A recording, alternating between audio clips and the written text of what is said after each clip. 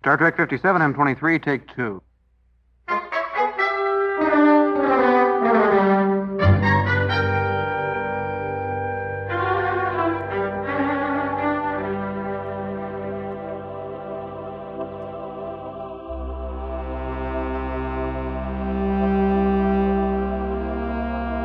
It's the It's Got Star Trek podcast.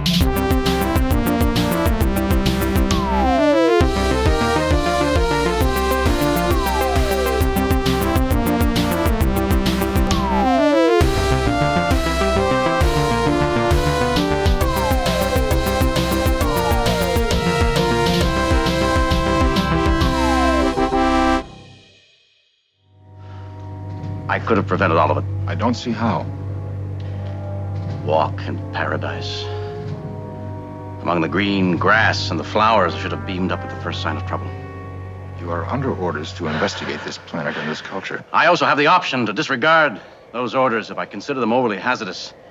This isn't that important a mission, Spock. Not worth the lives of 3 of my men. I dropped my guard for a minute because I like the smell of growing things. Now 3 men are dead, and the ship's in trouble. No one has ever stated that Starfleet duty was particularly safe. You followed the correct and logical course, done everything a commander could do. Self-recriminations. Captain, our friend is back. No, I don't sound like a fool. You're the one saying, oh, well, it's not a macro penis. Tell me how big it is. I don't know. Tell me how big a micro penis is. Oh, I don't know. Like, somehow that argument somehow cuts the mayonnaise or whatever. Okay, how about this? Let's go ahead and let's click start on this whole podcast thing. Okay. I propose we do that. Apropos. I think we're all warmed up. All right. We've All been fired up. reiterating this debate about It's the Got Star Trek. macro penis versus micro penis, and we needn't go into detail on that because it's an ongoing thing. I don't remember how much we've talked about it on the podcast and how much is just. We've all shed a little bit of venom. We're ready to be friends again. Well, we'll see about that. We're just having a bit of a semantic argument here. Whoa. What are you doing? Sinister. Have you plugged in your business? You haven't even Sabotage. plugged in your business. Okay, well, I'll start the beginning stuff while Dan finishes his podcast prep. click. Okay, sorry. All right. Well, now you get to click it. It's going to be way too loud, is my guess. Let's give it a try. Chief O'Brien. I mean, Ooh. yeah, that's pretty That loud. could have been loud. Yeah. I've turned it down a little bit. All right. I can also turn it down on my end here. Yes. Okay. All right. Let's go ahead and get started. We've got a lot to cover today. Sorry about the little snafu. We've got to No, it's quite all right. It's charming, Dan. It's charming in that it at least opens up the opportunity for endearing ourselves to the audience. Particularly if it's a new audience member. If it's somebody new who's just stumbled across our podcast this week and they're like, Who are they? there's a number of people. I Every don't now think and then so. they pop in and they're like, I guess it makes sense. what is this? Statistically. What is this business that I keep hearing about? They are happy. They heard about it from somebody. And they heard about it from somebody or someplace or something, or it's been suggested to them on YouTube, perhaps. All sorts of things can happen. Right. There's that You shit. can stumble across the podcast. They're listening to the beginning, and they're like, "What are they talking about? Are these guys going to jibber jabber on and not talk about the topic that they promised talking about?" We will. Yes. We will talk about the project. The promise. You will use unknown words for me. That's going to be another. We do not understand. That's a keeper. All right. Business. The business is welcome to the It's Got Star Trek podcast. Kirk here. That's what you're listening to. You're listening to We come in peace. The- We are on a peaceful mission. That's hilarious. the It's Got Star Trek podcast. I'm Patrick. Dan's sitting over there. Hi. Jesse's over. Yes. Hey, guys, we're a couple of podcast now. On the other side, Dan's channeling some South Park stylings, South Park vocal rhythms there. Yeah, It's Got Star Trek. Well, This those South Park vocal rhythms or whatever you called it were supposed to be an imitation of like people announcing stuff at stuff. Yes, I know, but it evoked the style of parody from South Park, which is great. Maybe to you. Yeah, I'm okay. Well, Maybe to me. I was Maybe to impressed. Jesse. Okay, I don't really watch that show. all right. This is episode 252 of the It's Got Damn, Star Trek dude. podcast. I know. We just I know, almost impossible. keep putting out content, and people keep slurping that shit right up. Unstoppable. Well, I'm not so sure about that, but Well, eventually. eventually. I was looking at- Eventually. I have over 60 different episodes that I've recorded sound for because I didn't do that at first. Yeah. But it's over 60 episodes. That's a lot of sound files. That's a lot of sound files, and Dan's You're out of control. out of control. That was a TV show with Yes. Dave Coulier. Cut Coulier. it out. Cut it out. Vern And, Burford. I know that. okay, let's not get distracted. Let's do the We podcast have to that, stay on task. that we've advertised. It's really a thing. The law is plain. It's got I know, right? it's got Star Trek. Listen to those red dudes.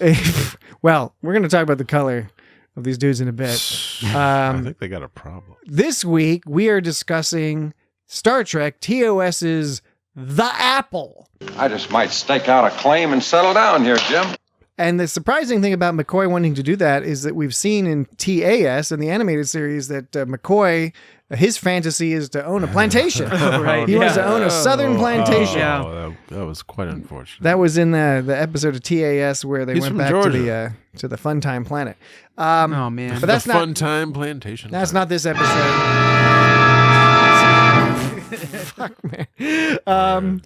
This is The Apple. Hey, Apple! Did you ever see that YouTube series? Hey, Apple! Yeah, wasn't that the annoying orange? Yeah. Oh. Didn't they try to make that into a television program and it didn't work out because people were like, you know what? This is annoying.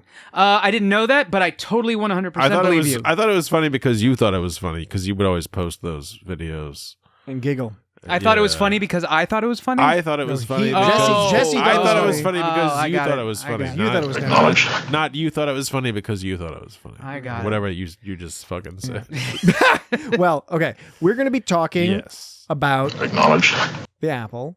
Hey! No, it's okay. Jesse and I will have some clever insights. Dan is going to click cool sounds that he's worked very hard to He's going to cause a bit of trouble. perhaps? Dan's for new listeners, Dan's editorial judgment when it comes to selecting these audio clips that he pulls from the episode is unmatched. Unmatched, I say! Yes. Self-proclaimed unmatchery. No, you're not self-proclaiming it. Without parallel. I am proclaiming it on your behalf. Wow, thanks, man. Yeah. That's pretty nice of you. No, I always find it very impressive. Patrick's proclamation. I my favorite is when I'm watching the episode and if a sound triggers, there's like an algorithm in my brain now where it's like, ooh, Dan's gonna get that one. I bet Dan's gonna get that one. Right. And it's always a sad day when you don't. When I don't. But it's also That's it's tight, rare. yeah. It's rare that you don't. Well, that's and usually good. when you don't, you're like, ooh, I was gonna do it. Ooh! Yeah, like that one time I forgot to do Royale with cheese when we did the Royale. Yes. Yeah. Well, can't believe- that was more disappointing. Yeah, I That was a know. little bit more I disappointing. know. I can't believe.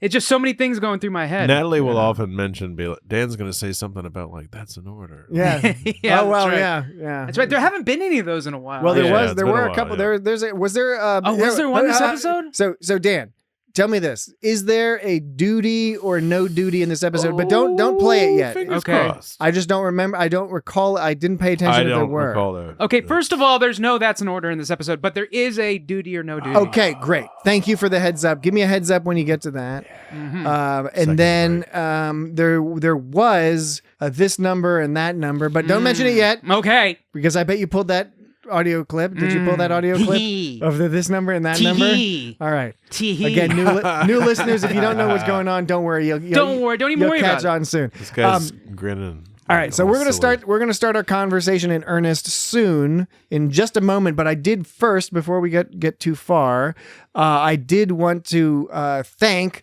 longtime fan and contributor Steven, who was visiting the local area, Washington, D.C. area, from the Czech Republic with his family. And I got to meet him and hang out, that was tight. have some lunch, and we had a wonderful time.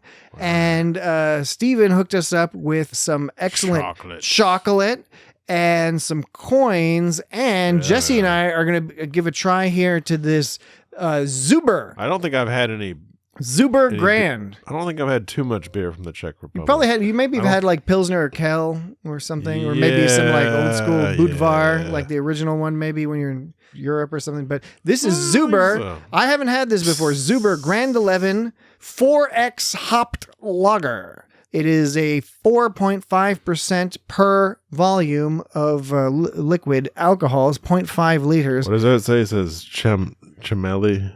Sure, why not? Chimeli Lazak. What is that? Chmelny Lizecki? Chmelny Lizek, 4 times hopped lager. So I'm going to go 4 ahead time and... hop lager, Chanelli Lizecki. Lizecki. It doesn't say that. Wait, did you say along the top? Hey, Did you read Jesse, the top? Keep hey, rotating it Hey, around. Jesse, what? did you say 4 time hopped lager, Gisele Skanecki? Wait, It says Giuseppe? It says Chimeleni. Chamelli Lizecki? Oh, that's what it is. It was 4 time hopped superstar Chamelli Lizecki. See what it says, you son of a bitch. Is it 4 time hopped superstar Jamelli Lizecki? If you say it is, I don't know God this. damn I it. don't know this reference, Dan. Dan's all worked up. About Four hopped winner superstar Chamelli Lizecki. All right, hey Jesse, how about this? Let's go ahead and open the beers so we can start enjoying them, which might help us deal with whatever the fuck is going on over there. I'm just gonna You know. Poppity pop. Hoppity pop. hand imported. This is fantastic. Thanks, Agamus. Hand imported. Hand imported. Thank you, Steve. I'm going to take a slurp here. Smuggled it over the border. This is that portion. Watch out. Beware of sounds. No, don't beware. Don't beware. It's all good. Very nice. That's tasty. Yeah, I'd say so. That's hoppy. It's a nice. It's a hoppy lager. Euro style kind of beer. Yeah. Super excellent. Is it floral forward? No. Yeah. It's just hoppy. Does it have nice hoppy? Does it have hints of bacon and dirty tobacco? No. No. What are you talking about? Does it have essence of dirt stick? Hey, Dan. Of mud? What is dirt Does it have stick? essence of some mud? Hey, Dan. You want to have some chocolate? Let's sample this chocolate some. too. It's Yeah, tasty. yeah. Have some of this chocolate. Thanks. I'll try some. Okay. There you So the chocolate seems to have raisins and peanuts. What's the name on the chocolate? Studeneska. All right. Raisins, peanuts, and what? I'm not sure what else. Well, let me see. Like you'll have to help me out on this. I'm trying. There seems to be some other textures in there that Raisins and peanuts. and it's all nice, and it's nice creamy chocolate, especially with the raisins. And the peanuts. It's very good. Is there some kind of cracker crust? Maybe hazelnut, but there's another fruity element in there. I'm not sure. I'm going to try some right now. Is it a date? What's it called? It might be a date. What's the name of it? What's it called? Studeneska. It seems to be a Nestle affiliate. Well, Nestle owns everything now. Is the thing. It's good. They took over Europe. It has raisins in it. Raisin. I'm not like it. It's always a risk for me when we mix raisins and chocolate. There's another gooey Hey, element. I'm talking. Yes. It's always a risk when you mix raisins and chocolate. You're talking with your mouth full. Dan's the one who usually complains about people eating on the podcast. Well, that's the whole portion of the podcast. All right. I said what I'm saying is I'm usually wary of mixing raisins and chocolate, but it can be done. Yes. Yeah. And it does here. There's a variety of textures with the different types of nuts and the raisins and the chocolate. Nuts. It's pretty weird, Nuts to you, but McGillicuddy. it's tasty. I got a weird mix of nuts.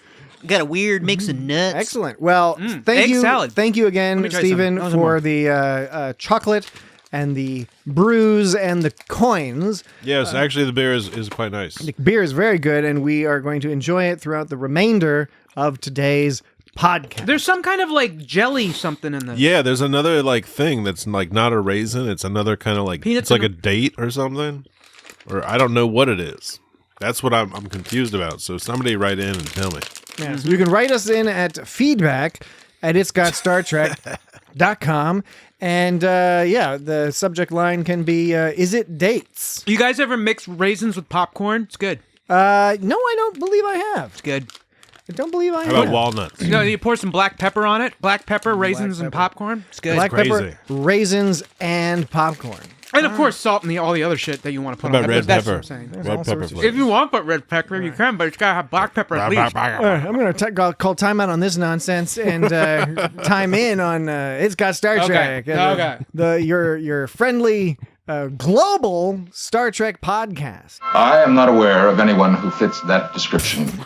All right. Yeah, let's jump right into it. Maybe it's a citron. This is a, I think it's considered a classic, not necessarily classic brilliant, but well-remembered episode of Star Trek. It's a weird effing episode. It's a source of a lot of tropes, and it does have a lot of weird stuff going on. It's very colorful. It really feels TOS-y, and it's got some weird philosophical ideas, some weird policy implications, and we'll get into all of that. I thought it was throughout our discussion. I thought it was like I really enjoyed it. I thought it was a very entertaining episode. Upon the second watch, though, and a little bit, I noticed that the first one and the second one I was really missing it. I really wanted to see more. They like referenced the opening of this Vol monster, and they talk about how it's like reverberating throughout the whole place. And I know that's not the point of the episode or whatever.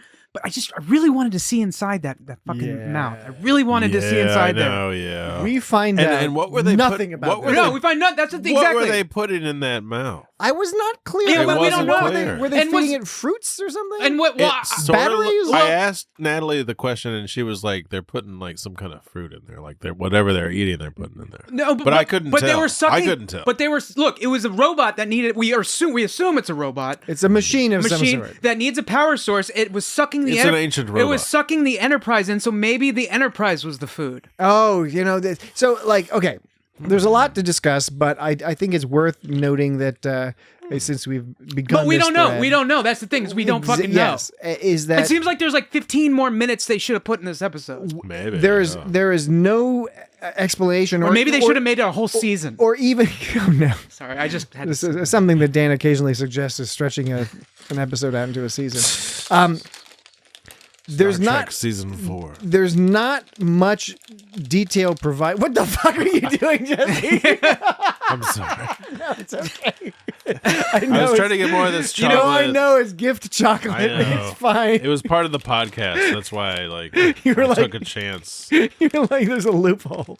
Okay, now I'm gonna be like, you're fired. I'm gonna behave now. Okay. You're fired. No, well, I was just all I was going to mention just to frame things is that even Andy though Dufresne, even though this episode is centered around this machine that they've determined is a machine, they've determined right away it's a machine. It's not like one of those other episodes where they know they only figure out it's a computer at the end and it's some gag. Right. We know right at the beginning. They're like, oh, this is a machine that's tricked these people. It's like this is second season, or is taking care of these people. But we don't get any explanation about why the machine was put there, who built it, was it built by these people or by their ancestors? Was it built by some other alien race to take care of these people? Is the purpose to take care of these people, or is it to take care of itself and the people is a side effect? Right. Like you said, Dan, I honestly hadn't even considered that before. Was it tractor beaming in the Enterprise because it was a threat or because it was food or an energy source? I don't know. Right. And we're not even given that much to think of, to theorize and about. We find out that these guys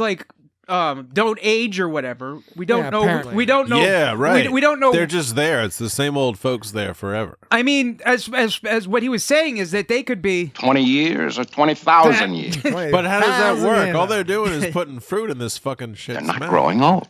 And I can't begin to tell you how old they are. 20 years or 20,000 years. Fruit down a cave. I played the sound, Patrick. Yes, no, I know. Would you like to play it a third time? Just to maybe people didn't know that you were referring to that earlier in the episode. I thought I had already acknowledged it. Then you played it a second time and looked at me as if I hadn't adequately acknowledged that you had played the sound. He's a scamp. Do you need me to make eye contact? No, with you guys were supposed to go.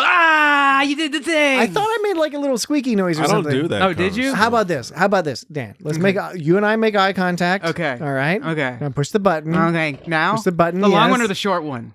Oh, I did not know that I had the option. Which one did you play before? The short one, but the longer one has more words. Okay, well, you know what? You have quite legitimately piqued my curiosity about which words you've appended onto either the beginning or the end of this. So, not appended, I know that you've included in the clip. So I'm excited. Go ahead. You got to look at me though while you're pushing the button. Okay, I will. Okay, ready? All right. They're not growing old. And I can't begin to tell you how old they are. 20 years or 20,000 years. Oh, man. It said the thing. He did the thing where it's like, Dan, 1 second, more like 1 decacento year. Okay, Jesus, Jesse. Jesse's enjoying that beer and chocolate over there. He's just scarfing up beer and chocolate. Vomiting all over the place. This is very loose today. TOS, I think, often makes Jesse loose. Gets a little loosey-goosey. Okay, in the Patrick TOS. referenced at the beginning of the episode how I find it like trite or Yeah, that's whatever fair. when they say It's like a bit cliche. when they say like Number one and then a bigger number. And Yeah, well, the bigger number- an order of magnitude more, yeah, at least. it's like this number, this 1,000 number. It's an old style. Or it would be no way. It would be this number. I don't know if it's this number or this number 1,000. That's what it would be. I mean, usually it's an order of magnitude. That's It's, what or I'm- it's more. an that's what I'm old-fashioned saying. thing like to say. 5 minutes, more like 5 weeks. Yeah. Yeah. It's like why do they have to be the same number? Right. I mean, they don't. Anyways, so right, we never find out why they don't age. Bones was talking something about how the atmosphere protects them from the sun or some shit, but I don't think that that's enough to keep someone from aging. I can't guarantee it's not enough, but I mean, think most it people helps, would. but People there's got to be more to it than that. There's more, right? And so we don't know like how that's even possible, and what if it's Vol doing that. We assume it must be. We assume Vol put down like the traps to protect the villagers. I guess. Yeah. There's like all this stuff we don't really find out. I didn't even assume that What? about the traps, but you're Yeah. right. I mean, the plants. I figured that those little scary plants that shoot out the spiky things. Yeah, the spines. That I figured Spock got was sprayed controlled with by spines. Vol. I didn't think about the exploding rocks though. But you're right. Probably, I agree. Probably that's the Styrofoam case. is bad news. Dude. I'll go back to the second. But they also mentioned that they're cats for some reason, and they sneak around like a cat. And the only time that happens is when they're sneaking around. We don't even see them, but it's just Spock being all smooth, saying It was just in the beginning. He was like, yeah. he's like bearing 1-8, whatever that means. He was like, they're extremely agile, There's and a that's dude He in was the bush. identifying the bearing, which direction you are pointing. well, yeah, I know what he was. I know. I know, but that- you said whatever that means. and it No, but I mean confused me. 1-8, bearing 1-8. What is that? 1-8. What is 1-8? 18 degrees off of straight ahead, which would be, like. Then that would be noon, that would I be think. inaccurate because they was behind them. You're right. Anyways, Azimuth. Anyways, so they talk about how they say they're agile, they're cat people, and that's all we hear about it. By the way, not that agile. What we see, Yeah. we see the person shuffling around in the fucking bushes. It's like I was Fred Flintstone or something. A is not that agile, and then you're like, it's very cat-like. It's like, no, that's not And cat-like. it plays nothing into it's like peeping Tomish. it plays nothing into the story. So the age thing, the cat thing, and the fact that we don't see inside Vol seems like there might have been maybe originally a greater story that involved some of that. Maybe I don't know, but it seemed. But they made the focus of the episode more about like this debate between Bones and Spock about like. By the way, the Prime Directive would have totally been on Spock's side in this one. Although yeah. they have the Prime Directive. They call it the non-interference something or other. Yes, the Prime right. Directive has been in the first season and the second Since the season. Archon, emerges. Return of the Archon. It's just sort of is the first just one. a different interpretation of the that seems like they're going for because they're already on the planet messing with them. Like, with Yeah, the Kirk even says that part of the mission is to make contact with the fucking locals. Yeah.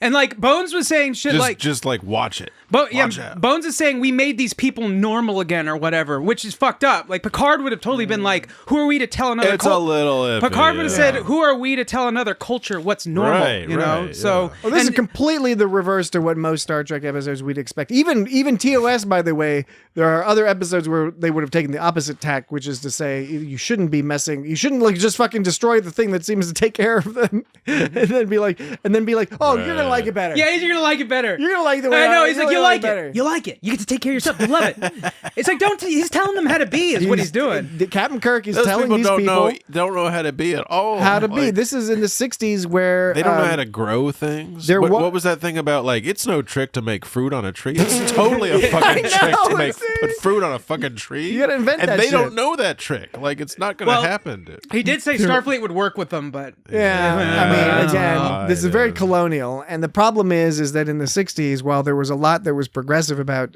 TOS, and inconsistent, right? Because they would say one thing in one episode, and another thing in an episode, and another episode. At the conclusion of this episode, is a very colonial, like we've come in. Fucked up your shit, completely destroyed the thing that seems to run your entire goddamn planet, and we're gonna tell you, don't worry, because now you're gonna get to know fucking and starving. Oh man, and that's gonna be great because it's great. Oh, you also know how to murder But people you get now. to bang each other. Everything's fucked He up. hasn't introduced they haven't introduced gambling and booze yet. That'll come soon. That comes with the second It's just gonna contact. happen. Yeah, The right. second contact crew and comes and teaches them how to play. And this is how you play craps. Yeah. But that's still like not enough people to like repopulate all the people. Well, yes, but it is enough. It did fill the Desilu budget for extras. Totally. Yeah. Which back then they had more money. They were able to get cheaper extras and more even on a low budget show. Like the Enterprise is always filled with fucking people. I don't know why this reminded me of it, but I noticed that you could see Except in the third you could season. see Sayana's belly button. Yes. And I remember, Patrick, you would say that they weren't allowed to do No, that. not. You would say that. You would say that. You said that's why they often covered up their stomachs, like the suits, the things they wore. Networks often they did that with I Dream of Jeannie, and I think it was more. It was not like a law or anything, but it was about what you could get away with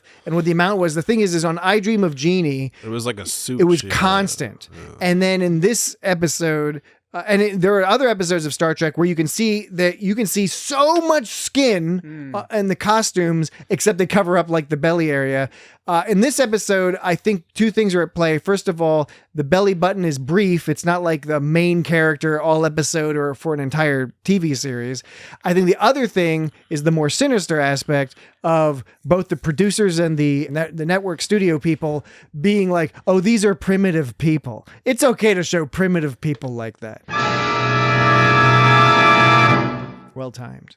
But you know what I'm saying? I think I honestly, Yeah, no, I don't have any I know what you're evidence to prove that, but I do think sometimes that's the case where it's like, okay, we're depicting some troglodytes, Yeah, and right. so we think it's appropriate for them to be all naked and showing belly buttons and shoulders and stuff. that Akuta guy, he was like Akuta, Weird sort of Akuta the cutie. Weird makeup. Where he was and like, coloring.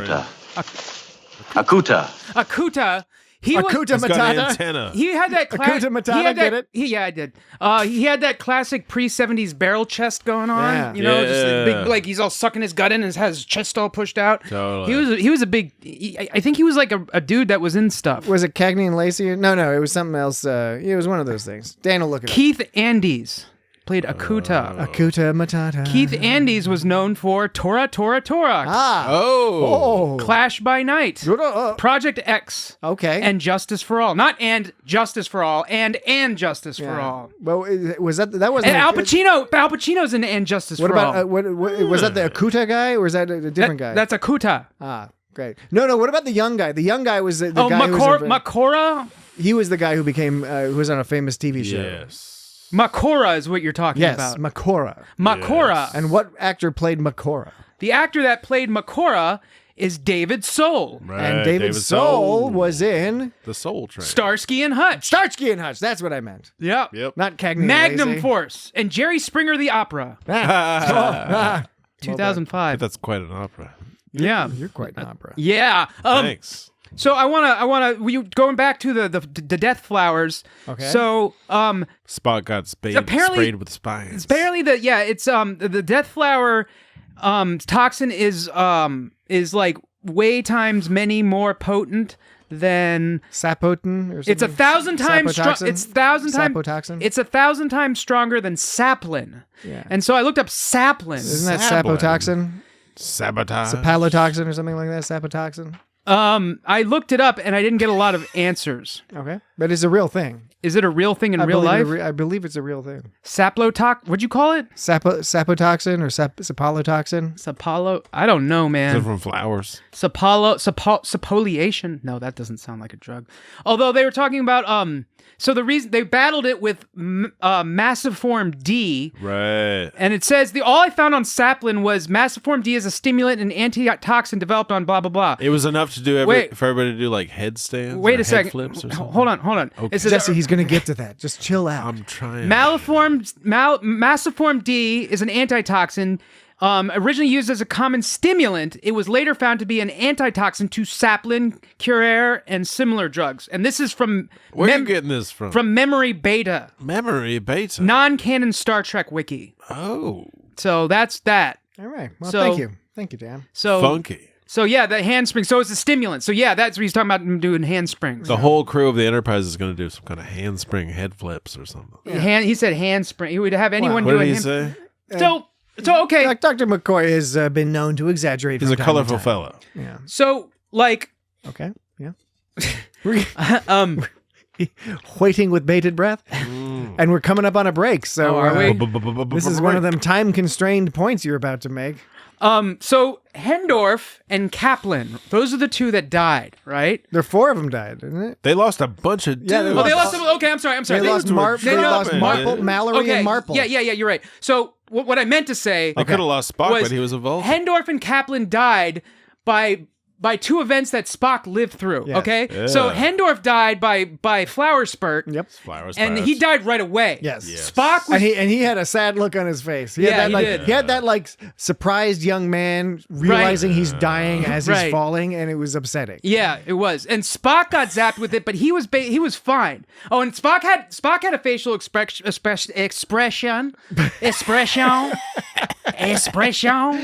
That It's time for your expression, your anal expression.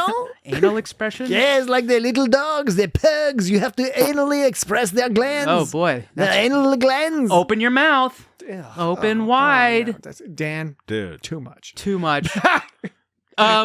Anyways, we're coming up on a break. Spock's expressions. Spock's fucking expression. So Wrap it Spock had made a comical expression, and it reminded me of one of the Christmas episodes of Married with Children, where Al gets electrocuted by Christmas lights and gets knocked out, and then he like sees Sam Kinison in a dream. That's right. I remember that one. It reminded me of that. I remember classic that one. So then Kaplan, I think it was Kaplan, he was the one that got struck by lightning and immediately turned into a smoldering pile of ash. Hilarious. Which was also fucked up. Yeah, it was fucked up and also funny. Oh, yeah. Yeah, but and Spock got hit by lightning too. Yes. And he basically was fine. He just got kind of knocked around. But I did like the attention to detail because you'll notice later he had a black mark on his back there. But he survived both those There was things. lightning. And he got burns. Lightning and flowers, and then like the exploding styrofoam. It was wild. You know what else is wild? We're going to take a break. When we come back from the break, Well, let's talk about exploding styrofoam. we're going to talk about exploding styrofoam, and We don't have we're going to have a brief live ad for our Patreon.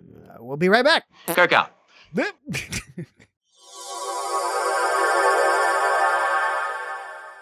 Hello again. We're back. We're back. Just trying to do things a little differently. I'm saying hello again. We're back instead of Hello. like, hi there. We're back. Hello. Kirk here. Jesse is here. Is Dan here? Dan is here. Dan's I can always- see him. Dan's usually. No. All right. We're getting back into things. We don't have a second break fun 'em up this week, but I did want to entice people over to our Patreon, patreon.com/It'sGotStarTrek, because last week we recorded just one of my favorite things ever. It's a really long episode for that's Patreon. quite nice. And the long and the short of it is we were playing around with these newfangled AI music generators and coming up with music on the fly, as it were. And it really, I think it turned out great. It was a lot of fun. So you can go to our Patreon and check out free previews. And if you like it, you can toss us some cash. Minutes of and, joy. Go listen to there's a ton of good stuff on that, but the most recent one is particularly awesome. And I just wanted to play a brief clip to give an example. Yes. We all took it in turns to do prompts, Star Trek related prompts, to make some music.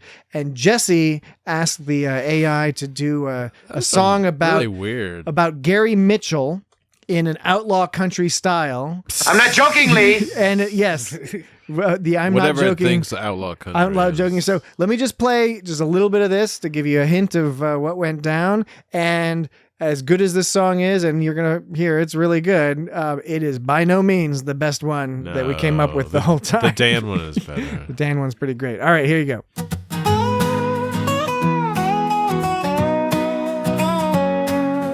Out on the frontier, out in the cosmic dust, I was like dust. riding steel stallions and planets we trust. Came a man named Gary with stars in his eyes. Yeah. But power twisted him as he reached for the skies. From peaceful explorer to a god gone bad, he could bend the universe, made old Jim so sad. Eyes glowing silver and his grip iron tight. Commander's law took a turn one fateful night. I'm not joking, Lee, about Gary I'm not joking, Lee. Once a friend, now a legend and a rhythm. I'm not joking, Lee. His power grew too strong, wild and free. I'm not joking, Lee. I'm not jokingly about what he used to be. What are you used to? I'm not joking, Lee. All right. Well, you can get more of that if you go check out our Patreon. That song is hilarious. It's good. That's the other thing, is the upsetting thing. It's really quite charming and fun. A lot more charming and fun stuff on the Patreon, including that episode and a number of others. We've been building up a big collection there. Go enjoy. And again, yeah, you can hear free previews. You can sign up for free if you like, just to be notified, and get a few minutes of each of the episodes just to check it out, see what you might like. Patreon.com/It's Got Star Trek. Okay, back to the regularly scheduled, non-monetized portion of the program. It's for free, baby. Dan, did you have any other expressions? You mentioned Spock's expression and Spock's getting burned on his uniform. Well, I just wanted to mention that. What about Mallory or Marple's expressions when they died? Mallory or Marple? Oh, I thought it was hilarious when was it Marple?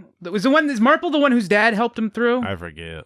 Whose dad? Whose dad helped him through Starfleet? Yeah, well, Marple was the one. Yeah, I think Marple was the one. No, Mallory, is the one whose father helped Kirk get into the academy. Mallory's the one who blew up by stepping on the styrofoam. And that was hilarious because he did this he does this comical fall towards it, lands on it, and you see his body flop around. I know. Later. Do you know what? It's a little less. It should have been like really disturbing, but it was just kind of funny. Do you know what's a little less hilarious? The actor who played Mallory was seriously injured during that stunt. Oh no! Not like permanently, whatever. But it was like I couldn't find details of it, but I just multiple places said that during that stunt he was seriously injured. And that actor showed up a lot on Star Trek. He usually died as a red shirt, but I forget how many characters, 3, 4, 5, but on TOS. But this was the episode where he had the most lines, the most screen time. I feel bad now. This episode has Mr. Kyle also. It does have Mr. I was Kyle. laughing at a man getting injured. Well, that happens from time to time. That's what you do, man. It was a good body flop. It looked realistic. I guess it was. Body flop. I don't know 100% if that's the shot that was where he was injured or not, but he was injured. And did you notice for Hendorf and Kaplan? Every time you say Hendorf, by the way, Hendorf. I keep thinking you got to be making that name up, even though I know you're not, because it just sounds like a made-up name. Hendorf. Who was Hendorf? I am Hendorf, queen of the Globnorbs. The Globnorbs. I love the Globnorbs. Lothar. Hendor died via death flower, and Kaplan died by lightning. And Kirk didn't give a shit. It wasn't until Mallory died that Kirk got upset, and it was because his father helped him get into the academy, which is some serious fucking nepotism going on. Maybe they were lower ranks. Well, no. Okay, so Mallory's father helped Kirk get into the academy. And I'm saying... And as a result... So that's not nepotism. No. What I'm saying is nepotism is the fact that Kirk only gave a shit about Mallory's death and not Kaplan and Hendorf because Kirk was friends with Mallory via Mallory's father. And he gave a shit. So that's nepotistic behavior. Okay. I'm going to push back on this from a couple different angles. First of all, I don't agree with the premise that Kirk did not care at all for the other two. He did seem fucked up by the other two people dying. Just not in the same way. He definitely was more concerned here. He seemed more concerned. He didn't before. He was just kind of like, oh, dead. He seemed more worried. They don't usually lose that many people. And in the beginning, he seemed more worried about their general well-being. Whereas with Mallory, he felt that's when he started feeling bad for Mallory, and then he started feeling bad later about the Enterprise. He was like, Kirk went through a lot of guilt in this episode, but it wasn't until Mallory died that he started feeling guilt. Before that, he was just feeling generally nervous about his own well-being. I personally didn't. I got a different vibe. Okay. I thought he was feeling bad right from the beginning, but it just got worse with each one. With the note that yes, because of the personal connection to Mallory, he clearly cared more about that.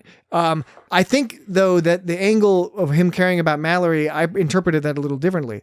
I interpreted that as he feels extra fucked up because he's like, the guy who got me into the academy and put me in the job that I have now, basically, put me on the path to put me in command of his son. Now his son is dead under my watch. Yep. Mm-hmm. So that was the extra guilt. Mm-hmm. It was that he wouldn't be where he was maybe if it weren't for this kid's dad, and now that kid is dead as a result. That's how he returned the favor to the guy. The way I saw it is that he's closer to this kid because he knew his dad, and so he feels worse because he's got a closer connection to this kid. That's what I saw. All right, I'm just adding more detail to that, more specific. Well, it's okay. We don't have to agree.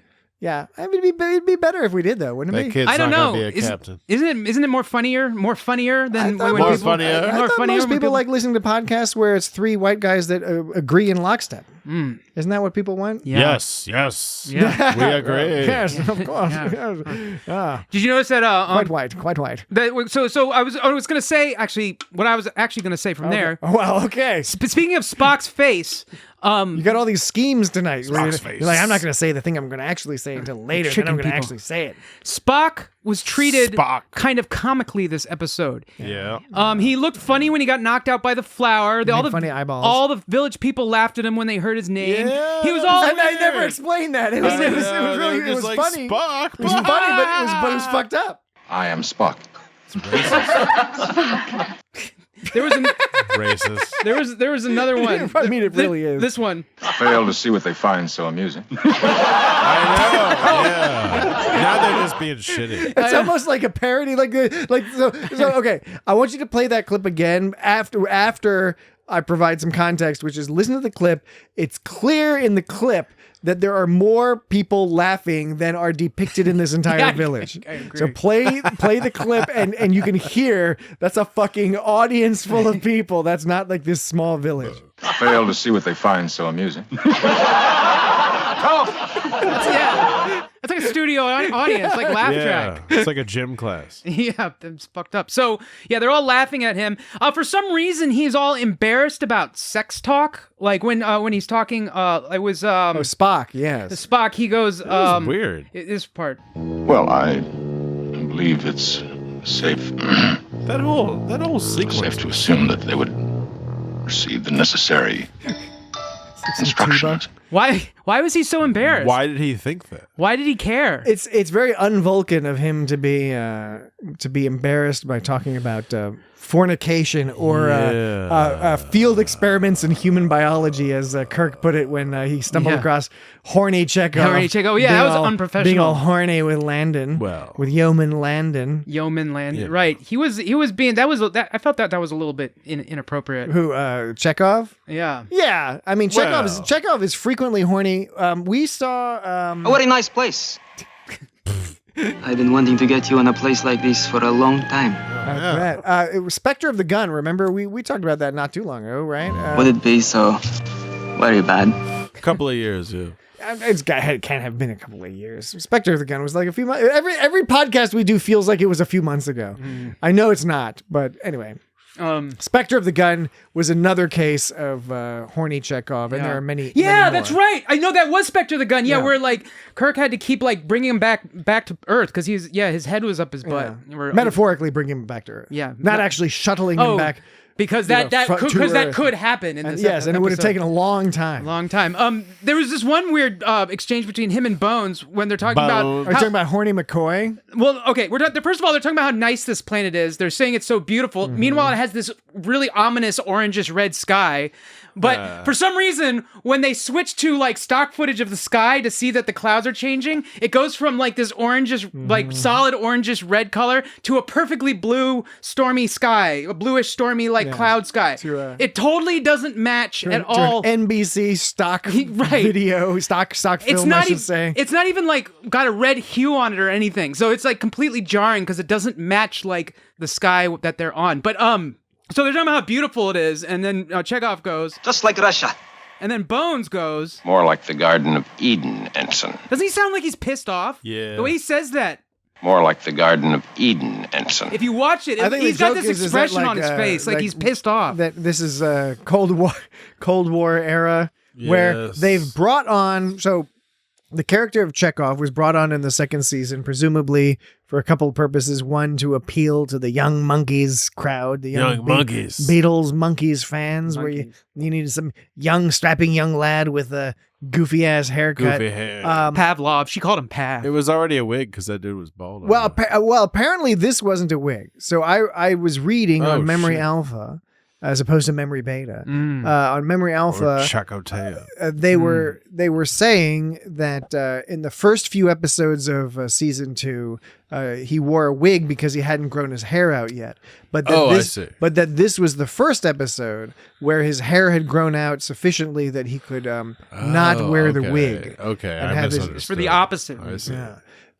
So there's that. But the other part of the Chekhov character was, of course, this is 1967, 68, middle of the Cold War, which you youngsters might not realize was when the West was fighting the Soviets, and it was a whole thing. There's a lot of movies about He it. says all sorts of funny things about like Russia, like this one he was like the Garden of Eden Yes. outside of Moscow, and like That's a running gag with Chekhov. there was a thing with like the tribbles and like something about like It is a Ivan thing to do. The Chekhov It is a simple thing. often ascribes various historical events or inventions, commonly Right. ascribes inventions to Russians. to Russia. And everybody's like, no, that wasn't a Russian. So, but the goal was, in addition to having a mop-topped young fella for the people who were into that sort of thing The to 60s. to gawk at and identify with, was also Gene Roddenberry making a point that whatever difficulties were going on between the Soviet Union and the United States and NATO and all that was a passing thing, that it would not be forever, and that at some point in the future there would be indeed a Russian on a Federation starship. Yeah. However, And a pointy-eared Vulcan. However, unlike what they did later with Worf and the Klingons, Worf served a similar purpose on Star Trek The Next Generation to sort of illustrate the metaphor of longtime enemies eventually becoming allies. Unlike that case, which I think was handled a little bit better, Chekhov's was undercut by the fact that they're like, okay, we're going to be like, it's nice. We have Russians and they're hanging out with all these American seeming people. And so that's cool. But What a nice place. But we're also going to constantly make fun of this Russian guy and make him seem like a moron. Like he has a ridiculous accent. Like thinking the whole time. Like saying that the Wright brothers are from Russia and the even in the from movies. Russia. What do you think he's saying here? What do you want? Violins? What do you want? Violins? The whole like nuclear Wessels shit. Like, What do you want? Violins? It sounds like violence to me, yes. but it is violins. Yeah. What a nice place. Would it be so very bad? Very bad. He kind of sounded like that dude from Ghostbusters 2. Yes, Vigo, the guy who loves Vigo. I love Vigo. I love Vigo. Yeah, that guy. Vigo. That guy. Yeah. He was on Ally McBeal. yeah. Oh, he was, wasn't he? Yes, he was dead. Oh my God, Dan. Jesus Christ, Veep. we're all on the same page. And Veep. And Veep. Yeah. Well, he was in a lot of things. Was he in your butt? Oh my God. See, All the way up. eventually it Was comes he down to up this. your butt and around the corner? Yeah, that's funny. I guess. We're dangerous. Also, my wife gets mad at me when I say that. When she's like, "Where's the keys to the car? Up your butt, Up around your the butt. corner." Yeah, that doesn't receive well. also, I want to mention that Spock was they treated him like a jabroni at the end when he was bringing up a good point about their effect on culture, and Kirk basically shuts him down by saying, "Oh yeah, well at least I don't look like Satan." Yeah, I know. Because he was making a good point. Like It's fucked up. yeah, Boynes said Boynes got his wine face. Bones give This is my wine face. Because Bones was saying like we need to make these people quote unquote normal or whatever, and Spock was like made an interesting point where he was like, you have a story that mirrors exactly what we did in your culture, and in that story, what we did was fucked up. And then Kirk makes a good point where he's like, maybe we rely on machines too much, which is a prescient sort of point to make. But then when Spock makes the point about like the thing, he's just like, that's when he says like, yeah, well, you look like Satan. Here's some sass. Which is like, I know this term is overused a lot now, but that is straight up like an ad hominem argument. Sure. And on top of that, it's just not very clever, Yeah. It's fucked up. I really enjoyed how that all played out because it was cleverly written, cleverly performed. where Kirk is all like, Spock, are you placing me in the role of Satan in this? Yeah, right. And then he's like, but Bones, do I look like, it's like that whole, like, it wasn't just straight up like, I'm just going to call you a fucked up thing. I'm going to like dance around and kind of flirt with you about it. It was like a flirtatious interaction. Sort of Hollywood Satan from like a certain era. The sexy kind. Yeah. You quoting Kirk just now reminded me of, I recorded a line that I thought was a classic Kirk delivery. You recorded it. I didn't record it. You're right. I extracted it. Good, excellent. Extracted the sound that I think is a classic Kirk delivery moment as Jesse beats on the table. You saw that fucking chocolate. All right. That Czech chocolate. When you eat a Czech chocolate, that Czech chocolate makes you go crazy. That checklet. It's the raisins. Checklet. Is that weird to say? I don't know. I also have the option to disregard those orders if I consider them overly hazardous. This isn't that important a mission, Spock. Not worth the lives of 3 of my men. I dropped my guard for a minute because I like the smell of growing things. Now 3 men are dead, and the ship's in trouble. I just thought, I love that, the whole delivery. That sums up like William Shatner's Kirk. Like when... Like, I remember seeing, like, an interview with William Shatner who's like, when people make impressions of me, they make it sound so ridiculous. I don't sound like that. And it's like, I don't sound so ridiculous. It's like they get it from lines like that. Yeah, but the thing is that Shatner does have a specific cadence. Yeah. It is true. It is true, though, that often the parodies, which by their nature are exaggerative. Like, Jim Carrey had one that he would do on that show In Living Color. Right. They are meant to Also exaggerate. a A parody does that, but some of them, they definitely go very far, and then they build on each other, and then people start doing parodies of parodies, and it extends into sort of a nonsense. When the fact is I generally speaking, Shatner was always doing a great job acting. Yeah, no, it's not bad. And we know from his, I believe it was his first book, the Star Trek Memories book, because he did Star Trek Star Trek Memories. No, Memories. That's a porno knockoff. Yucky. He did Star Trek Memories and then Star Trek Movie Memories. They are 2 books that go over his Star Trek career. And in Star Trek Memories, I believe. Memories? No.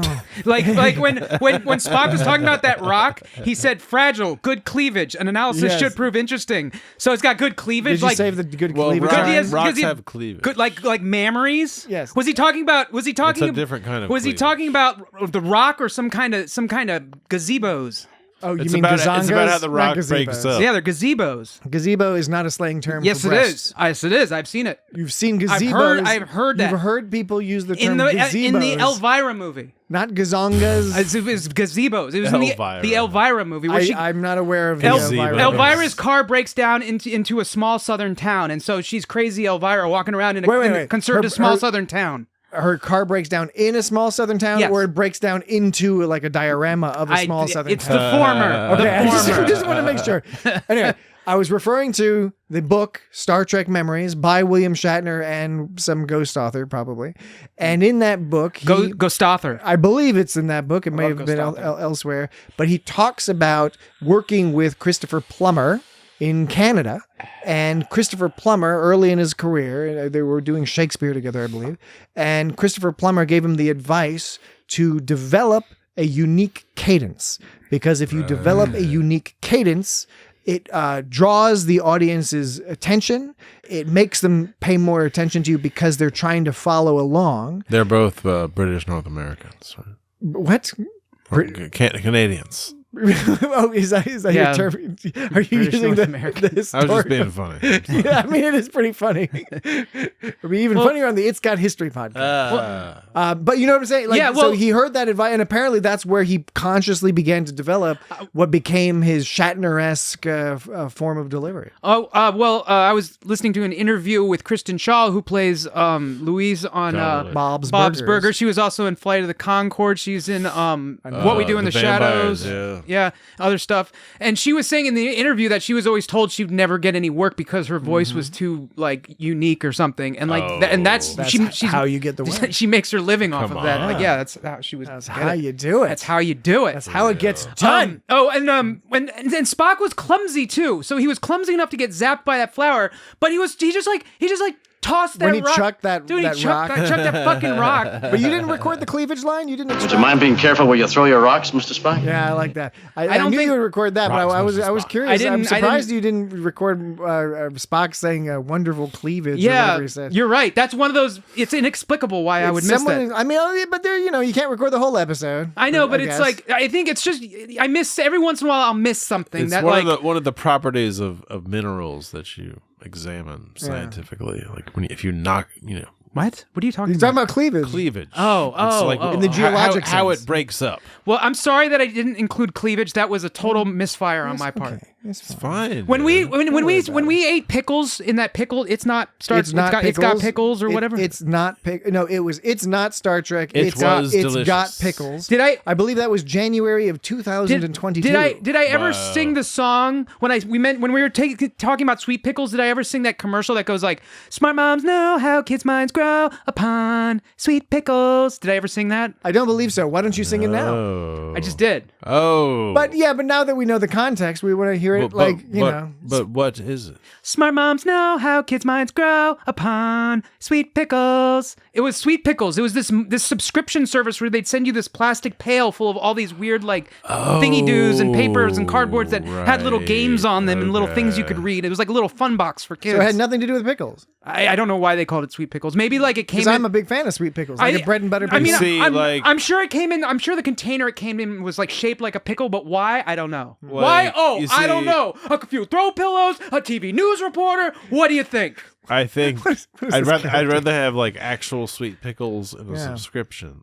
Yeah, that would be I would like great. a subscription to sweet pickles because I like Yes. bread and butter. Lately, I've been eating a lot of bread and butter, spicy or zesty bread and sure. butter. Do you think there's a pickle, a pickle subscription pickle service? of the month club? That pickled Yeah. okra was quite nice. Pickle of the month club. Yeah, check that out because maybe that's what we could do with our Patreon funds. We could each subscribe to the Get some pickle more of the month. fucking pickles.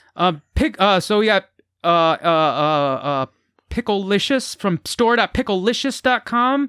There's a lot of pickle of the month clubs. Apparently. Picklelicious. There's a pickle of the month club. Get a pack of perfect pickles, outrageous olives, pecks a peck of or a perfect combo pickles. of both, shipped every month for 3 months or 6 months at a special package price. Is there a better gift to yourself or a more certain way to spend joy to someone else? We don't think so. So that's one of them, and there are more. There's And there are more. There's Doc Pickle's monthly delivery service. Delivery. All right, that's grabbed my attention. Yeah. Receive your pickle. Although I do hope they don't only limit themselves to dill because dill is a perfectly fine style, but is a very limiting style if you I ask want me. the other stuff. When you become a member of the Doc Pickles Brine Club, you can choose to have your pickle prescription. The Brine Club. You can choose to have your pickle prescription delivered on a recurring basis every month for either 3, 6, or 12 months. The plan you choose will determine how many jars you'll receive each month. The advantages of joining. How big are these jars? Number 1, receive your pickle prescription refill monthly without having to call a physician. No. Number 2, club member prices cost 20 to 30% less than regular price. And number 3, any members that are enrolled at any level will automatically be entered into our monthly raffle to win free Dr. Pickle products. Is this an ad all of a sudden? Are we getting paid for this? It's funny how much time we're taking with this I know. pickle shit because Doc Pickle, we've got the cure for you. Hey Dan, do you think? Maybe we shouldn't talk about pickles anymore. You're right, Jesse. Dan, do you think people in the pickle business, in the pickle industry, in the pickle trade, do you think The pickle trade. Do you think if somebody's asking them if something's going to be difficult to accomplish, do you think they're ever do you think they ever respond? It's not brine surgery. maybe we need to do another pickle podcast.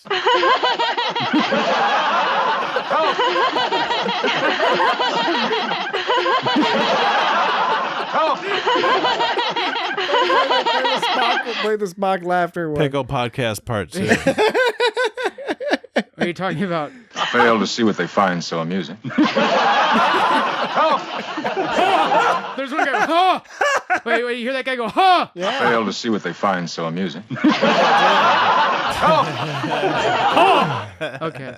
One more thing I want to mention about that rock. So you're able to break the rock in half, but when you throw it, it explodes. Yeah, or when you step on it or trip over it. Yeah, but you can. It's weak enough to easily be. Now, do you think that was? It was made of recognizable elements, but they were all puffed up Do or something. you think that it was easy to break apart for a normal human, or do you think Spock was able to do it because he's got superhuman Not Vulcan sure, strength? yeah. Maybe a little of both. A little both? It was exploding styrofoam. And what was the whole deal where there was a whole thing where Spock pushed It was a whole thing. where Spock where Spock like pushed Kirk aside, and like Kirk was all mad at him, and he's like you know how much Starfleet's invested in you, and Spock. Yeah. First of all, Spock's like 122,200, and we don't find out what it is. I think he was going to say hours. Not because I think it was. It's obviously it not- was a time. It was going to be like thing. hours. You don't think it was like latinum? No, They hadn't invented that yet. Maybe they spent that many spaceships on him. Credits. Spaceships. That many spaceships would be Spaceships. too many spaceships. But then, like, so he was all pissed at him, and Spock was just saying, like, no, I didn't push myself. He was like, I didn't run in front of it. I was just clumsy and fell in front of it. And Kirk was like, all begrudgingly, like, thank you. But like, Spock was acting like he didn't do it on purpose, like he was just clumsy. So do you think Spock was just trying to make Kirk feel better? Okay. Vulcans can't lie, is the thing. So Dan, Vulcans can't lie, and Dan. that would be a lie. you understand that this is masculinity. This is just a masculine. Vulcans are neither masculine nor emasculine. No. What? This is Kirk and his friend. Kirk did not want his friend to die, and he saw his friend almost die. He was upset, very upset by that.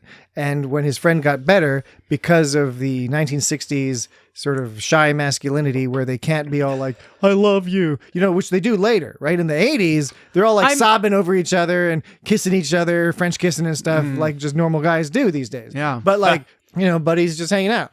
But like back in the 60s, they couldn't show affection. So both of them, Spock had to be like, I wasn't trying to save your life. That was an accident. Well, I was fucking accidentally saved your life. I tripped because I'm a fucking Okay. piece of shit. I'm a fucking lame loser. I tripped and I was not trying to save your life. Okay. And Kirk was like, why'd you try to save my life, you piece of shit? I get it, and I understand that. But these are professional Starfleet officers. You think they could go beyond that bullshit? And aside from that, to a Vulcan, there's It's not the best episode. Yo, you'd think a Vulcan wouldn't be squeamish talking to a lady about making babies. And if Spock, About fucking. and what you said, what a weird if, sequence, If man. Spock is telling Kirk that it was an accident to try to make Kirk feel, but try to saved make your him life feel better, on accident. like that's a lie. Like I said before, that is a lie, and Vulcans don't lie. But they do. But we they know say do. they don't. Yeah, because that's a clever gag and useful in many People say all sorts circumstances. of shit. You're just saying that. Yeah. That's exactly That's right. All right. You know what I'm saying? I'm saying it's time for a Time break. for another break. Time for a break. Do you got another burp to share with us, Jesse? No. All right. Well, maybe later. When we get back this from the break. can of Coke on the break. Okay. Yeah. So we'll take a quick break so Jesse can open his can of I'm Coke. going to open a can of whoop ass and pour it on your head. I've already opened my can of whoop ass, and you better watch out. That's cutting things fine. All right. We will be right back. Kirk out.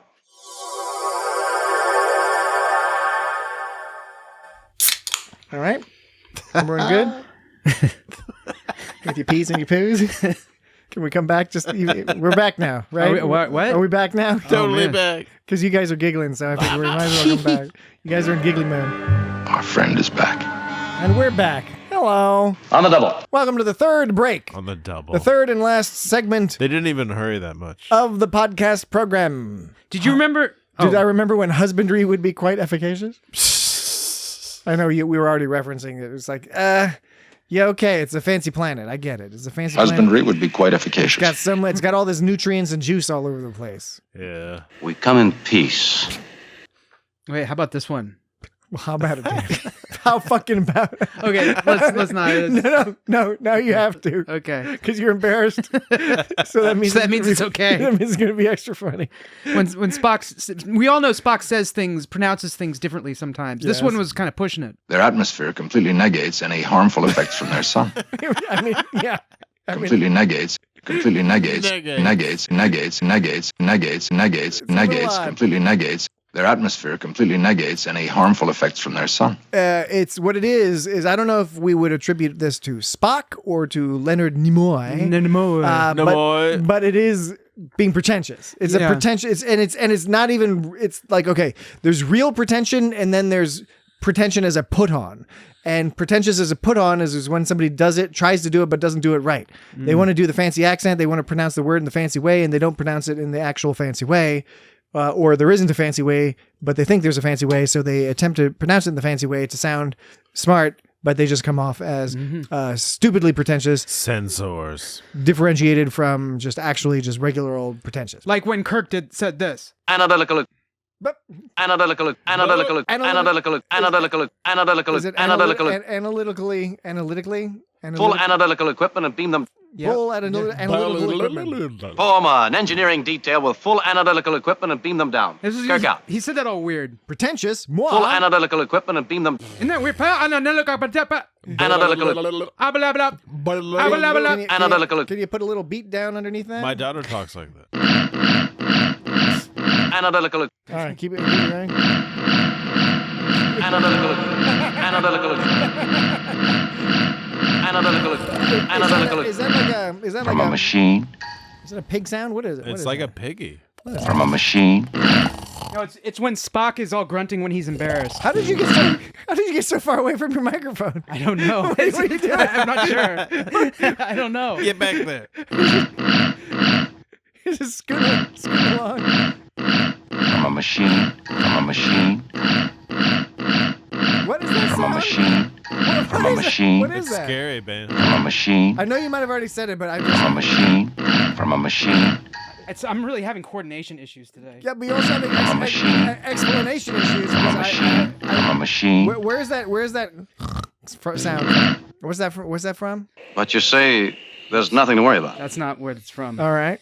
Um, just playing the old distract him up.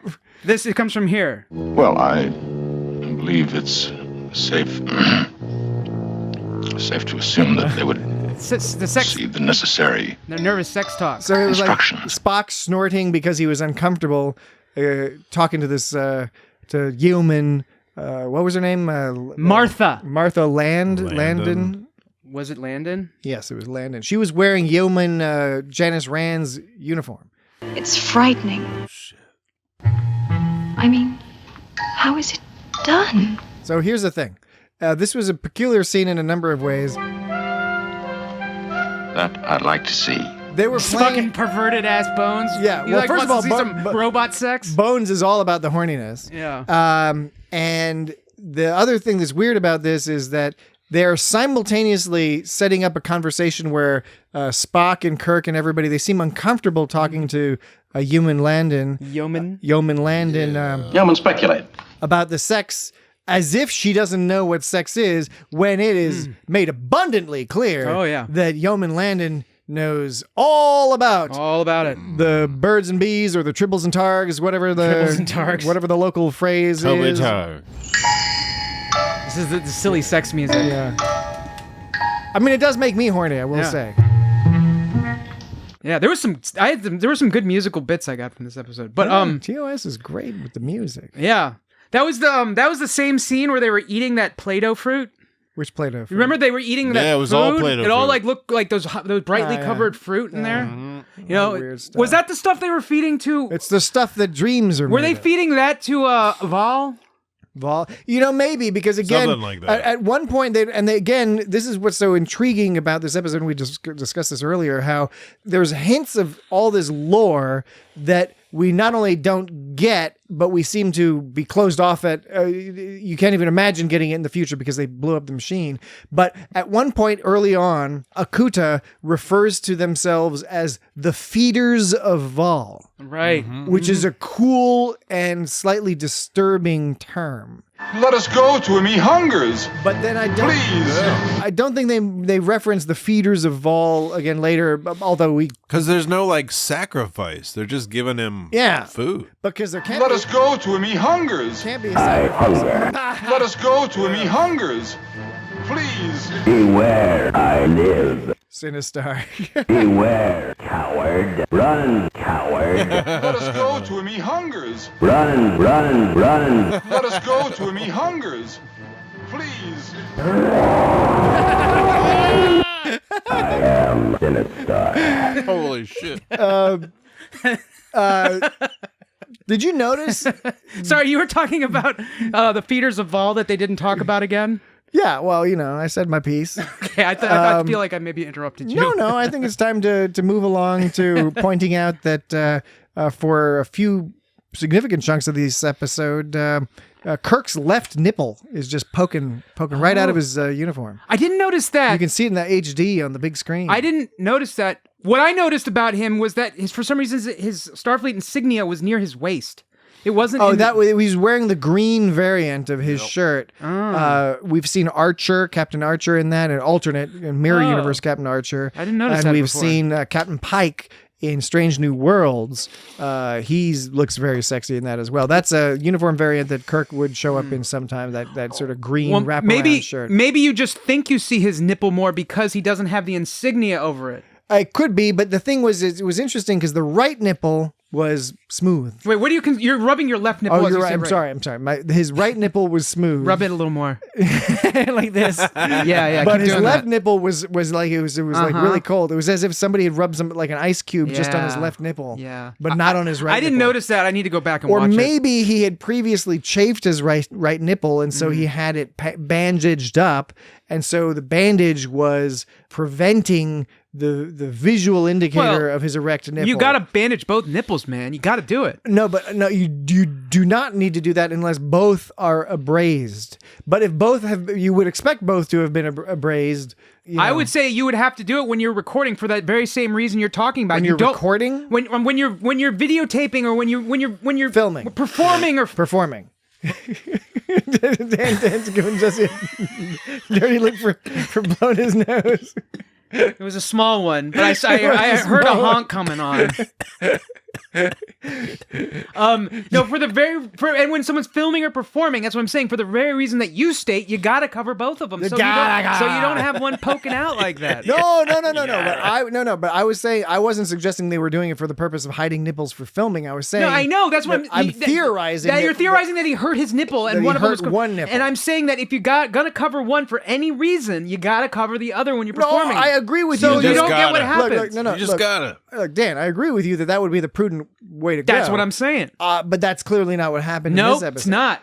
Something happened where either only one of Shatner's nipples was stimulated, or both were stimulated, but one was padded in some way, maybe because of the uniform, maybe because of previous chafing and bleeding that resulted in him protecting his right nipple. We'll never know. We'll never know. We could ask Shatner, but sabotage. But I don't know if it's the kind of thing that he likes talking about. It's just a crazy idea.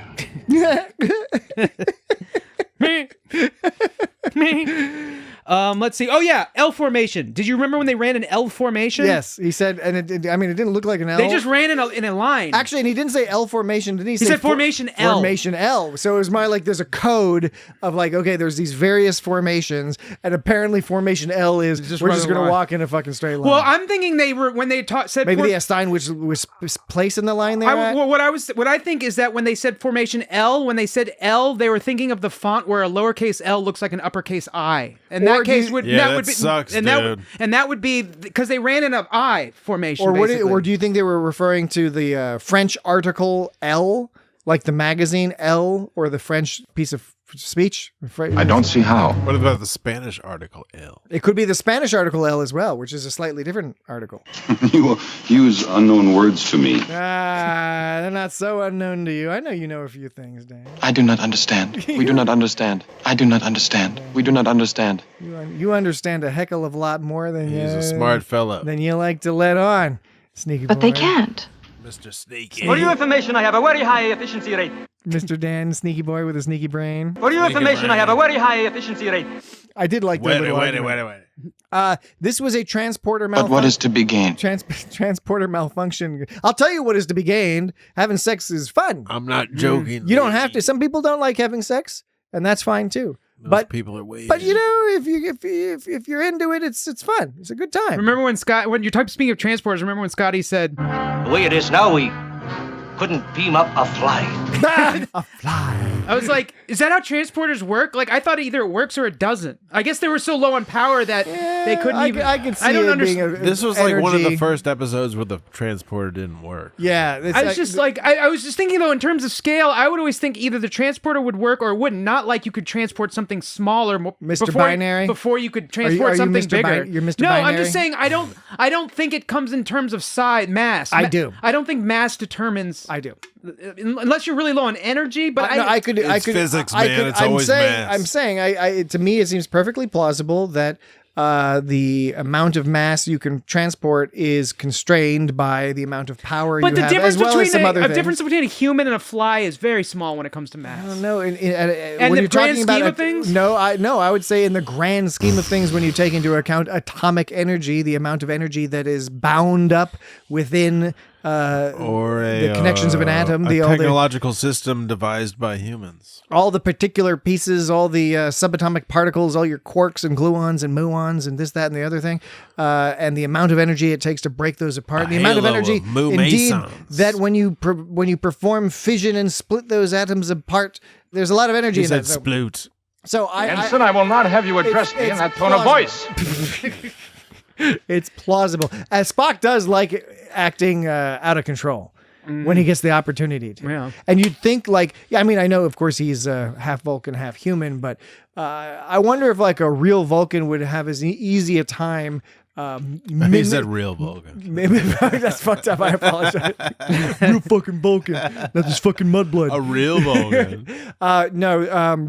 I wonder if a full-blooded Vulcan, genetically and culturally, having gone through all the culinar training and everything, I wonder if they would have as easy a time feigning loss of composure. I'm guessing they would.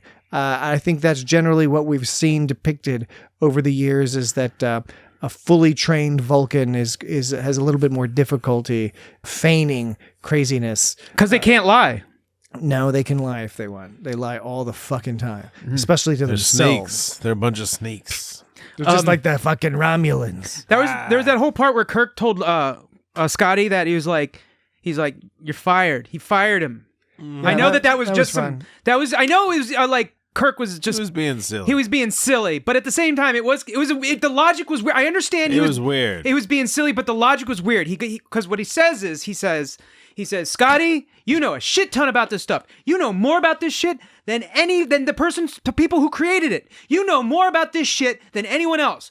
So if you can't do it, you're fired. And what? Get somebody who knows even less? Right. No, well, I mean, it was a joke because I know it's a joke, they're but all going to be dead. I know that. I understand that. But the point is the logic leading up to the joke. The premise didn't match. The premise was Scotty knew the most, so he's going to fire him if he doesn't get it right. Like, he's the person who's going to do the best job. I get it was a joke because they would be dead and it wouldn't matter. It just seems like he should. It's funny. But it wasn't funny because he should have started with a different. Hilarious. He should have started with a different premise. Or he should have said I don't know. You don't tell someone they're the best at something and then threaten to fire them. There's no premise that leads to a joke in that scenario. Okay. It's not funny to fire people. I'm with you, Dan. I'm with you. Scotty, you're rehired. That was funny. Also not funny. That was funny. What are you talking about? When Scotty, they were talking about we got 8. We're gonna do it in 8 hours, and Kirk's like, oh, we only have 10. He's like, huh? And he's like cutting it close, and Scott says something effective like, if this doesn't work out, I don't want to sit around and think about it for too long. Yeah. And at first, I was like, huh? And then a little morbid. Yeah, that was really dark. Well, he drinks 2 liters of whiskey all the time. He says, but if we don't break out, I'd rather we didn't have to wait too long for the end of it. That didn't hit me at first, and then after a minute, I was like, whoa, that's fucked up. But then I was also like, yeah, I agree with him. I wouldn't want to think about dying, which made it even more fucked up in my head. Quick, it's space. Because then I started thinking about myself dying, and I got all sad. Like those people who get, when the ship sinks and they're just in some room for 3 or 4 days. Oh man. Yeah. Hey, who do you think made the artwork for the planet Valia or whatever? Not talking about on the planet, but from outer space. Somebody created some Hollywood jabronis. That planet. They designed planet. Well, that's in the you watched the remastered version. Well, yes, right? of course. But I'm saying I think that was a neat looking planet. I thought so too. And I want to know who designed that. I want to know because they made it with land masses and seas. It's like an alternate Earth. I thought it was cool. It might be difficult to find that information, but probably not impossible because somebody did it, and it was fairly recently. Why was Spock so freaked out about those lays on his wrist? Remember when they way? they put lays on his wrist? He wasn't that freaked out. He was just like, I'm uncomfortable. Yeah. Yeah, I mean, I think it was. I don't. People. I don't think physically he was uncomfortable. I think emotionally he was uncomfortable. Yeah, cool. He's being accosted by a bunch of tall Oompa Loompas. They got Vulcans have a lot of emotions. When they zoomed in on his antenna at the beginning, did you notice that when they zoomed all the way in, it turned into a freeze frame? Yes, you can tell that it turns into a freeze frame. That happens all the time on Star Trek, where they're just like, it's too wiggly. The camera's too wiggly. We don't have any them newfangled gyroscopic self-leveling cameras yet. We haven't paid for that shit yet. Yeah. Yeah. It was fucked up when Akuta showed Akuta Matata. What was it? Akuta. When he showed them how to kill like the newcomers, like he was all casual about smashing their head to bits. That thing was fucked up too. It like went into a million bits, and he was all like, It is a simple thing. Right. And he was like, and he says, find a heavy stick, and he pulled out some kind of forked sword. Right. And it was like sneak up behind somebody, and they totally like did a frontal assault. Yeah. Yeah. There was a dude with his Bident and all those other people with all their Bidents, and they were like walking out like with them held above their head all menacingly. It was like 2001: A Space Odyssey. It was fucked up. Monkey action. But I love the fight though. The fight was great. So Chekhov. I love the fucking human Landon fucking kicking the shit out of that one dude. Okay. She just was like she had the most realistic actual like violence. So Chekhov does a pretty good back fist to the back of their head, and then he does a side kick to that another. was invented in Russia, the back fist punch. Okay. Yeah, they invented that in Russia. In Moscow? In Russia, outside of Moscow. Ivan back punch. Beck it was invented by Ivan Back Punch. Invented in Moscow. More like the Garden of Eden, Ensign. Then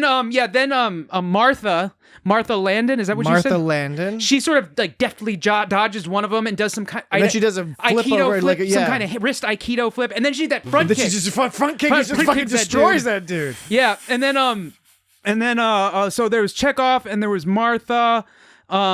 And then was there anyone else? Oh yes, Kirk. Oh yeah, Kirk does some goofy half roundhouse sidekick thing, but then he like rolls through some dude. This is awesome. And then he palm strikes a third dude to the head. But if you notice, Spock kind of like weakly pulls one of their arms down and feebly pushes him to the ground. Yeah. And that was Spock's whole like fight. So Spock really, he wasn't very impressive. And he was at the front of the fucking screen. He should have had the most action being at the front of the screen. Yeah. But it's Spock, so you got to put him at the front. Now here's a question. The question about what color are these people?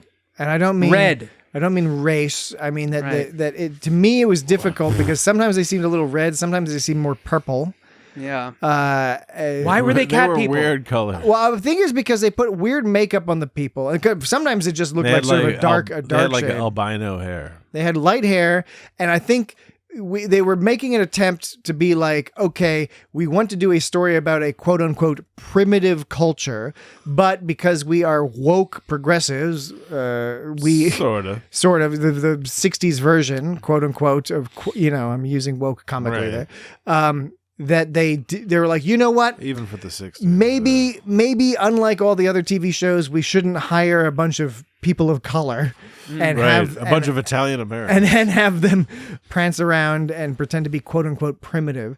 What we'll do is we'll get a bunch of white people and we'll just put a bunch of we'll darken their skin and give them white hair, crazy wigs. So I don't know. I was just thinking when they looked purple to me, I was like, okay, Mitch Hedberg wouldn't like these people because he has that thing where he's that joke about people purple people and green people. He's like, wait, we got to draw the line somewhere. Yeah, right. He's like, fuck purple people. Yeah.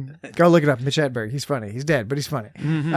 Dead, but yeah. So it was just the way they wanted to like thread this needle of like, we want to portray quote unquote primitive people, but also not connect it too directly to the stereotypes that exist in the real world. But it's having their cake and eating it too, because even in the 60s, people, or at least academics, anthropologists, etc., understood that the primitive is not. It doesn't really make sense.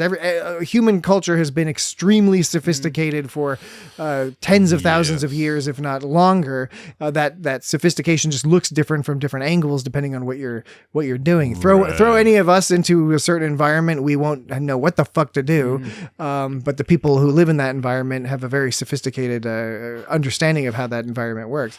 But they didn't want to do that here. They wanted to have a simplistic, the kind of stereotypical, almost literally biblical, the simple people who are happy because they're simple and don't fucking know any better. And right, and I think that's apple. And that's why, and I think that's why they made it was weird when Kirk punched that Akuta and he started crying, and they did that because, like, I guess they're not used to having to defend themselves or anything. But it was still weird. It was a good way to convey that they did not know violence. Right. It was very like out of nowhere though a little bit. But it made Shatner Kirk all uncomfortable. Probably made Shatner and then he was like, too. "We come in peace." Right. Yeah. He's like, "Dude, I'm so sorry." Come in peace. Right. Yeah. They're the simple people that they don't have sex. Yeah. They don't understand love, because at one point that one guy was like, "Touch love." Strange words, children. Love. What is love? Baby, don't hurt me. Don't hurt me no more. What is love? Baby, don't hurt me. Don't hurt me no more. That's funny. What is love?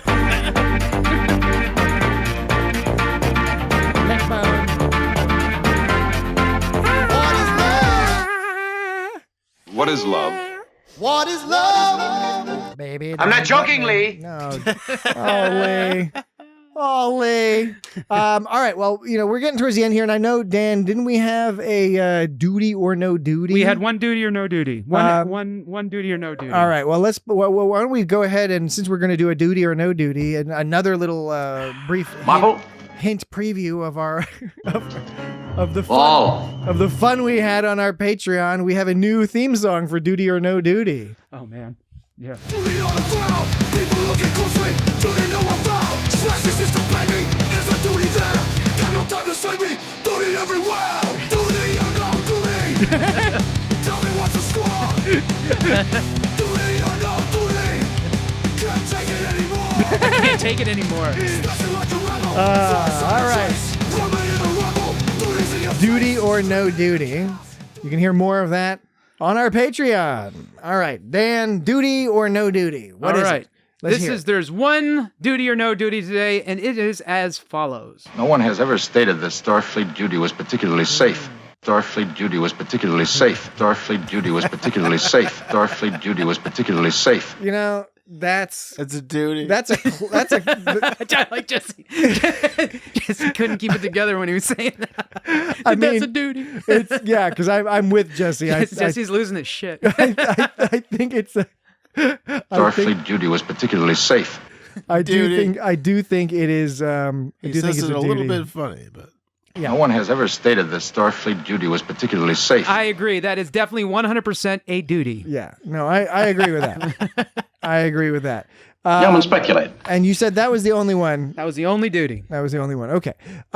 So then we will. Do we want to play this? Looking down the alley, duty on the ground. People looking closely, duty nowhere found. Except for today, we found a duty. Unanimous. Easily found. Starfleet duty was particularly safe. Slash the system, baby. Is there duty there? Got no job to save me. Duty everywhere. I hunger. Tell me what's the score. Yeah, duty or no duty. That's another one. All right. Okay. Any final points we should squeeze in there? We talked about most of these things that I have in my notes. I do like when was it Kirk when they were like, we don't know how to have kids, and Kirk was all like, just go on like you're going, you'll find out. Yeah, this line, I love this one. Little ones like yourselves, they grow. They grow like yourself. They grow. Yeah. It's that cadence, baby. Yeah, it's really good. It's really good. This episode's original script, according to Memory Alpha, was the first time the idea of saucer separation was ever mentioned. Oh, and right. they I was wondering about and they that. actually mentioned this episode. The script, actually, they were going to separate the saucer. That was the plan. But then when it came down to it, they're like, okay, we can't do that. So they just referenced it as a potential thing to try. That's interesting. I was wondering about that. Do that. And of course, it wasn't until Encounter at Farpoint where we finally got to see that. With maximum thrust against the pull. Talking about sex again. I know, right? Yes, the holding, the touching. Now, Vol. But they can't. Vol is very misogynistic because he's set up this culture where they get all the guys together to do the murdering. Yeah. The way they touched. And if it was a truly progressive show, or at least a right. more progressive show, everyone would get to kill. You Yeah. get everyone on board with the whole murdering people because women are right. just as capable of bludgeoning innocent people to death as anybody. Like the Viet Cong. And don't What? tell me otherwise. Jesse brought up the Viet Cong. They had women fight. And That's what you meant. It was a good advantage because they weren't keeping 50% of their population out of the workforce and or war force. Hey, Jesse, don't Kirk out. Don't Kirk Oh, out. okay. Don't Kirk Most out. people don't understand what kirking out means. Yeah, probably, is the that thing. like a mid-Atlantic 1990s phrase, kirking out? Yeah, maybe. I don't know. Hey, write into feedback at itsgotstartrek.com if you understand the phrase, the colloquialism, kirking out. Who's a jabroni? Kirk out. Oh, here's my favorite Chekhov line. Get back in there. Now. That was like it was almost background. Like there was a scene where Why is there a gong in the background? because they had just subdued the Valians after they attacked them. Okay. And now they're rounding them up. I wonder if that's get back in there. them up. So it goes. That's after Kirk says you're fired. 400 people, and then McCoy's like Jim, and then Kirk goes they'll die because I couldn't see a warning sign. I had to follow orders, always orders. And then the gong sounds, and the people of all try to leave the hut. And this is after they subdued Pizza them. the Hut. And that's when Chekhov goes. Get back in there. Now. Bones is like, find time to ring the dinner bell. You know? The tagline for this episode ought to have been: the Enterprise crew arrives at a primitive planet and makes everyone horny or dead.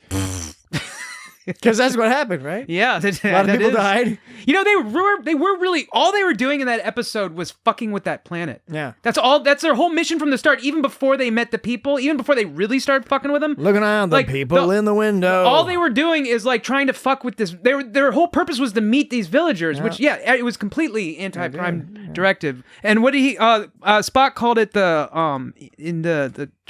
was it directive?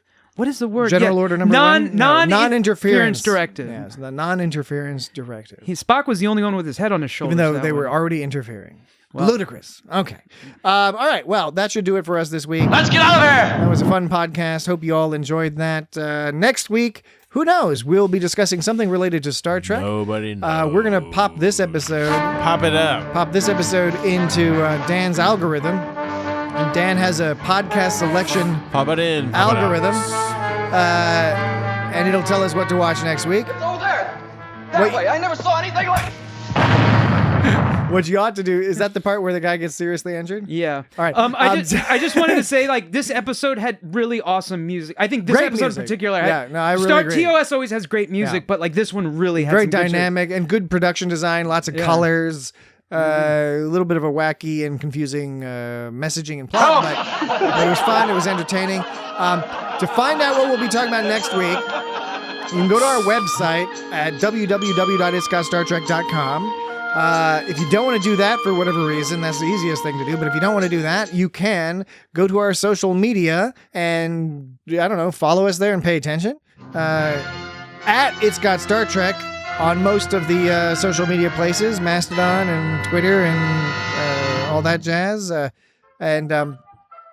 We also are on I YouTube am not aware of anyone who fits that description. and Facebook and all that kind of good stuff. So you can find us there.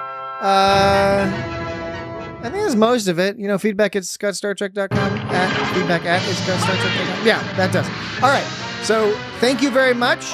Later. And we will talk to you next week. But after Dan plays this one thing. There's one thing when they One went to more right thing. when they were Columbo going Dan. right when they were right when they were attacking with their fork swords. Right before that, there was one of them, and I think it was one of the Valiants. I couldn't tell. Made this weird noise. Marvel! Sounds he says Margle. Yeah. Marvel! Oh, Marple. Super deep. Oh, is he saying Marple? Super Marple. deep piano note. Marvel! I don't think he's saying Marple. This is when they attacked. Wasn't Marple already dead by then? Maybe. You know, you're right.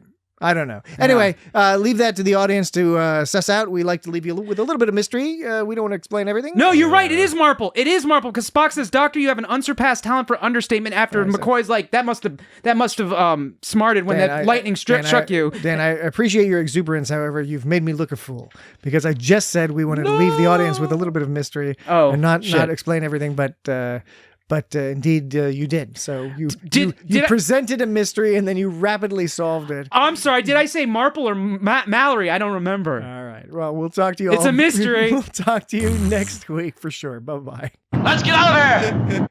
Kirk out. I mean, if they don't know anything about...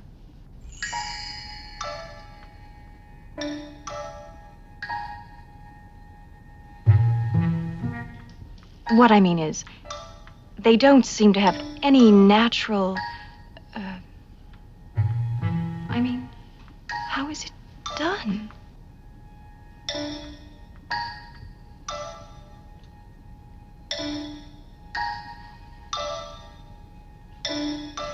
Mrs. Spock, you're the science officer. Why don't you explain it to the young lady?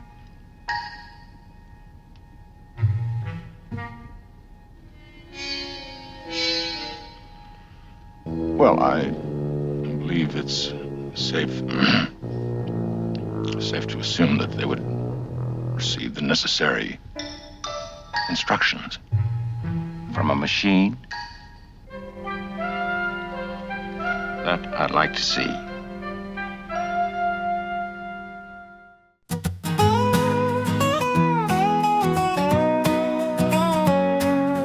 Out on the frontier, out in the cosmic dust,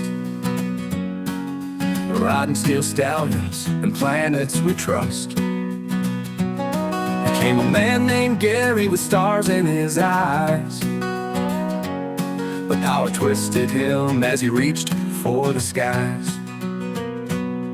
From a peaceful explorer to a god gone bad, he could bend the universe, made old Jim so sad. Eyes glowing silver and his grip iron tight. Commander's law took a turn one fateful night. I'm not jokingly about old Gary Mitchell. Once a friend, now a legend and a riddle. His power grew too strong, wild and free. I'm not jokingly about what he used to be.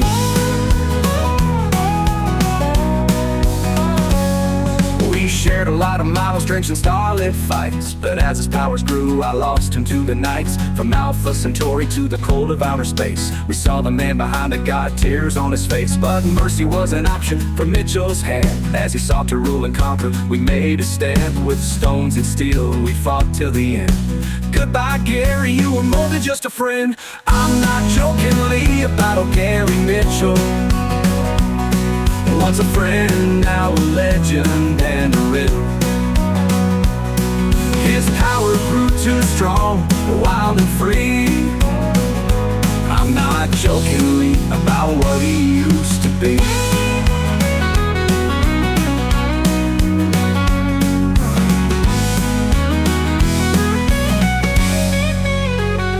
I'm not jokingly about old Gary Mitchell. Once a friend, now a legend and a riddle. His power grew too strong, wild and free. I'm not jokingly about what he used to be. Oh, what he used to be.